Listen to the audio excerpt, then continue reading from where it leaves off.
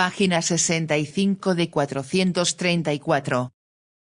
Negación de la muerte, Ernest Becker, 1973. Parte 1. La psicología profunda del heroísmo. Capítulo 3. La remodelación de algunas ideas psicoanalíticas básicas. 3.2. El sentido de la analidad. En tiempos de Freud, un pensador sensible debía vivir atormentado intelectualmente, al menos esta es mi reflexión autobiográfica. Parece haber mucho de verdad en la visión freudiana del mundo, y, a la vez, gran parte de ella nos resulta mal encaminada.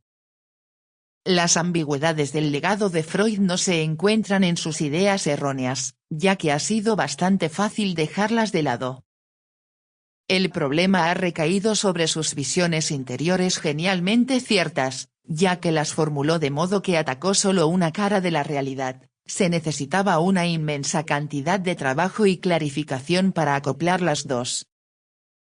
En realidad, lo que necesitábamos era un marco en el que pudiésemos adecuar el corpus de la visión interior psicoanalítica para que emergiese cuanto de verdadero hay en ella con toda claridad y sin ambigüedades, liberada del reduccionismo del siglo XIX y del instintivismo y biologicismo con que Freud la encadenó. Este marco es el existencial. Las reinterpretaciones de Freud dentro de un contexto existencial suministran a sus visiones interiores toda su talla científica. Este es un objetivo que ha logrado Norman Brown en su reinterpretación de la idea de analidad y su papel central en la teoría psicoanalítica. Es probable que el valor principal de su libro, desde un punto de vista histórico, sea que ha reivindicado las más esotéricas y subvertidas de las ideas freudianas y las ha convertido en propiedad de las ciencias humanas.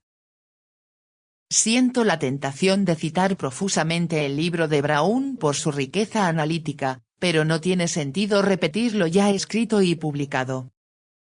Me limito a la observación de que la clave del problema de la analidad reside en que refleja el dualismo de la condición humana, el yo y el cuerpo. La analidad y sus problemas se originan en la infancia, puesto que es cuando el niño realiza ya un descubrimiento alarmante, su cuerpo es extraño y vulnerable. Además, el cuerpo tiene un claro predominio sobre él, con sus exigencias y necesidades. Aunque trate de hacer volar su fantasía, siempre vuelve a encontrarse con lo mismo. Lo más extraño y degradante de todo es el descubrimiento de que el cuerpo tiene, situado en la parte trasera más baja, en un lugar invisible, un agujero que emite olores fétidos, flatulencias, ruidos, y más aún una substancia pestilente e incomible que desagrada a todo el mundo y, con el tiempo, al propio niño. TV escribe.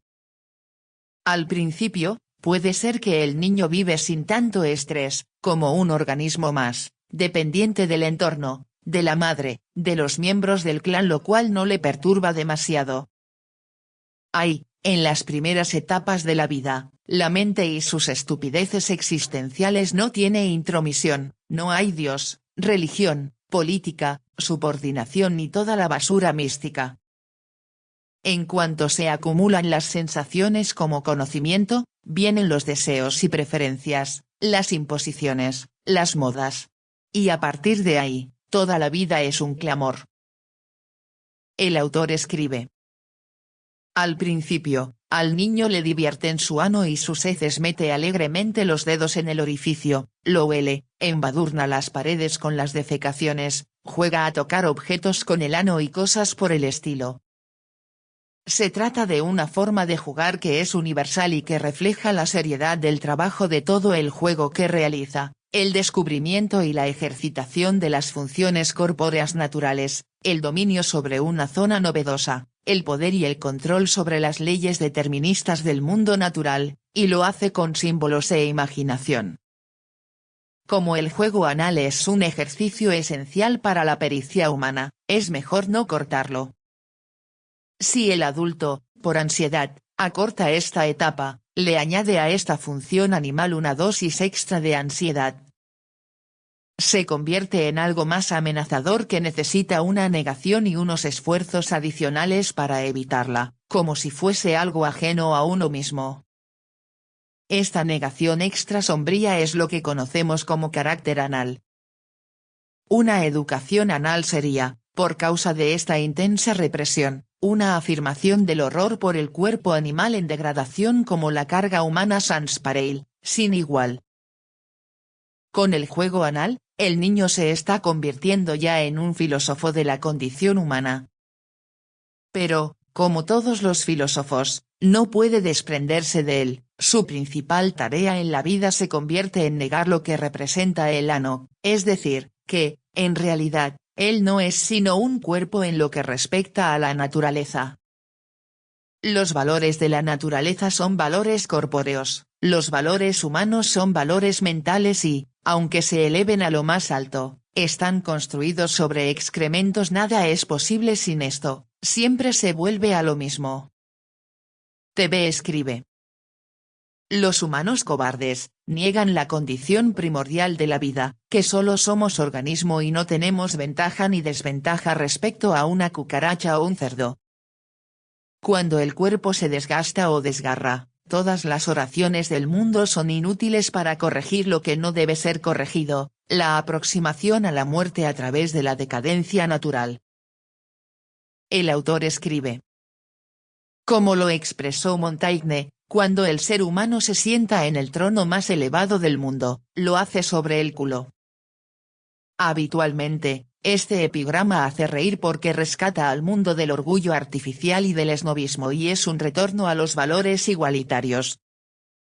Pero si llevamos esta observación más allá y decimos que los seres humanos no solo se sientan sobre el culo, sino sobre sus propios excrementos, el chiste ya no tiene gracia.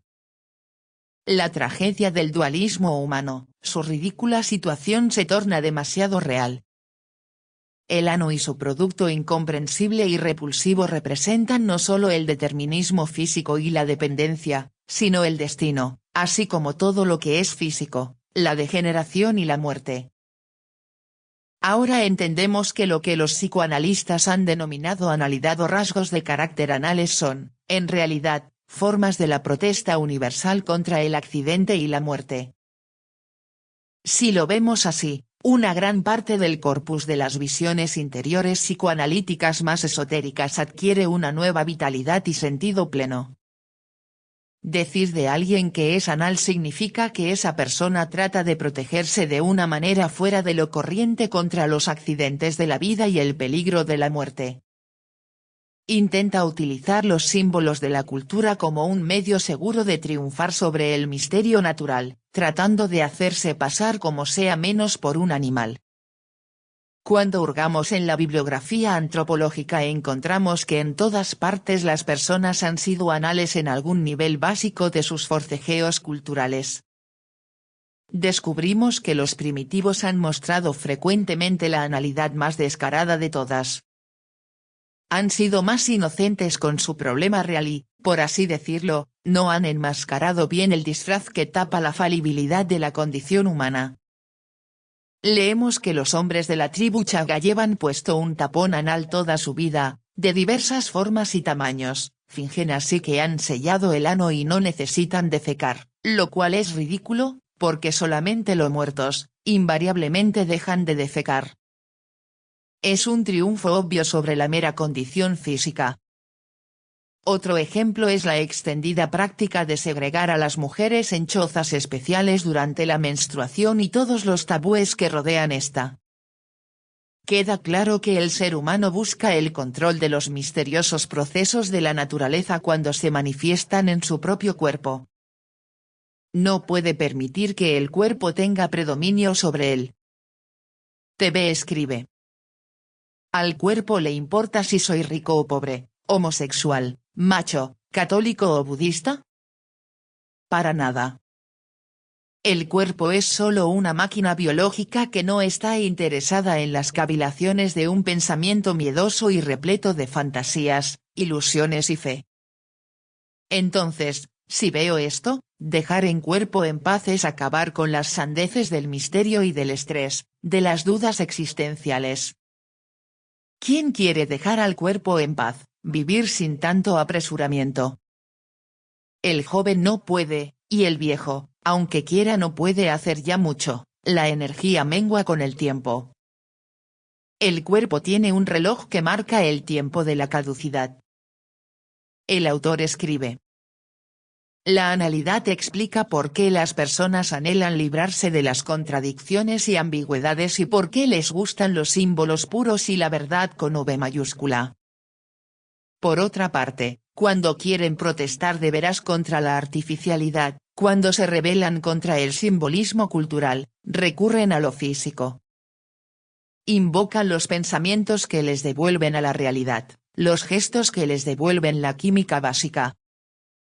Un ejemplo de esto ha sido la reciente película Anal Brewster McLeod, donde discursos, insignias oficiales y superficies brillantes eran lanzadas desde el cielo como una lluvia de excrementos olvidados. El mensaje era el que los modernos cineastas están transmitiendo audazmente: sacar al mundo de su hipocresía acentuando lo primario de la vida y del cuerpo. Stanley Kubrick infligió una buena sacudida al público cuando mostró en su película 2001, Odisea en el espacio, cómo el ser humano caminaba por el espacio al igual que un simio, bailando al son de los románticos valses de Strauss. En La Naranja Mecánica repitió de nuevo la naturalidad y satisfacción con que un hombre puede asesinar y violar al compás de la trascendencia heroica de la novena de Beethoven.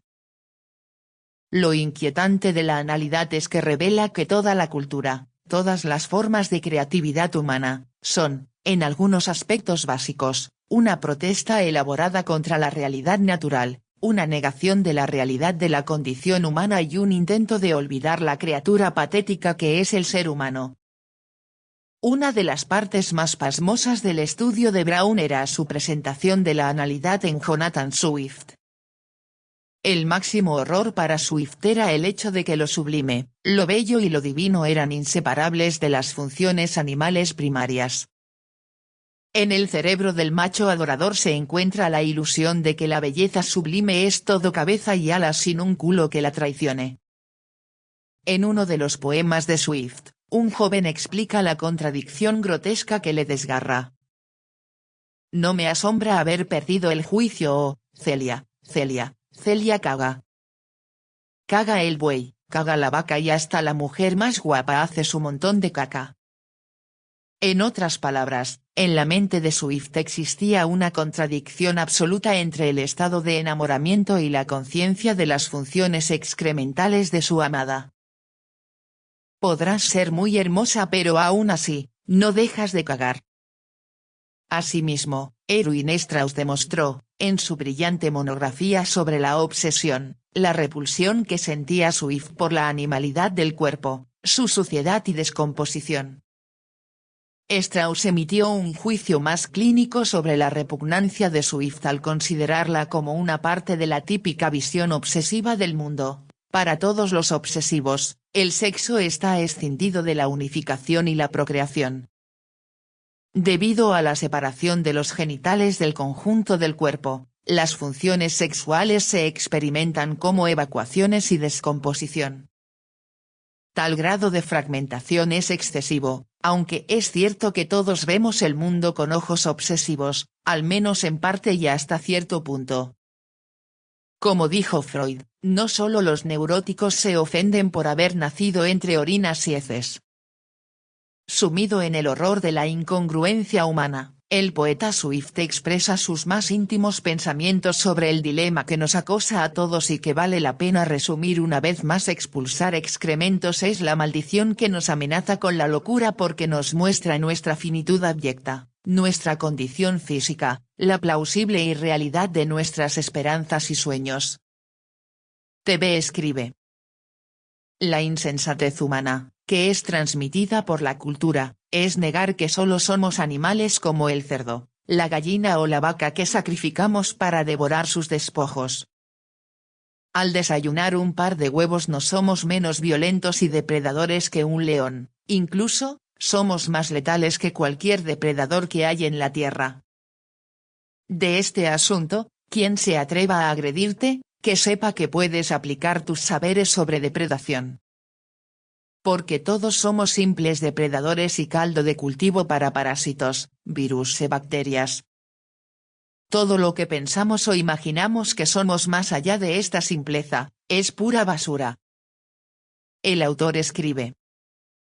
De un modo más inmediato, representa nuestro completo desconcierto ante el evidente sinsentido de la creación, dar forma al milagro sublime de la faz humana, al mysterium tremendum de la radiante belleza femenina, a las verdaderas diosas que son las mujeres hermosas. Sacar todo esto de la nada, del vacío y hacer que reluzca a mediodía, tomar el milagro y crear nuevos milagros en su seno, allá en lo profundo de los ojos que atisban, unos ojos que estremecieron incluso al seco Darwin. Poder hacer todo esto y tener que compaginarlo con un ano que caga, como cualquier perro, vaca o zopilote, que deja tremendos fardos de duro excremento con rayas de sangre sobre el mármol de la taza del sanitario es demasiado. La naturaleza se burla de nosotros, y los poetas viven en medio de la tortura. He tratado de reproducir mínimamente el impacto de la discusión científica y poética sobre el problema de la analidad. Si lo he conseguido aunque haya sido de un modo tan a la ligera, podremos entender lo que significa la paradoja existencial, lo que realmente incomoda a la gente es la incongruencia, la vida como es. Esta visión nos conduce a una revisión total de la teoría freudiana, no solo del problema de la analidad sino de la idea central de Freud, del complejo de Edipo. Nos extenderemos en ello utilizando de nuevo la espléndida reformulación de Brown. Página 70.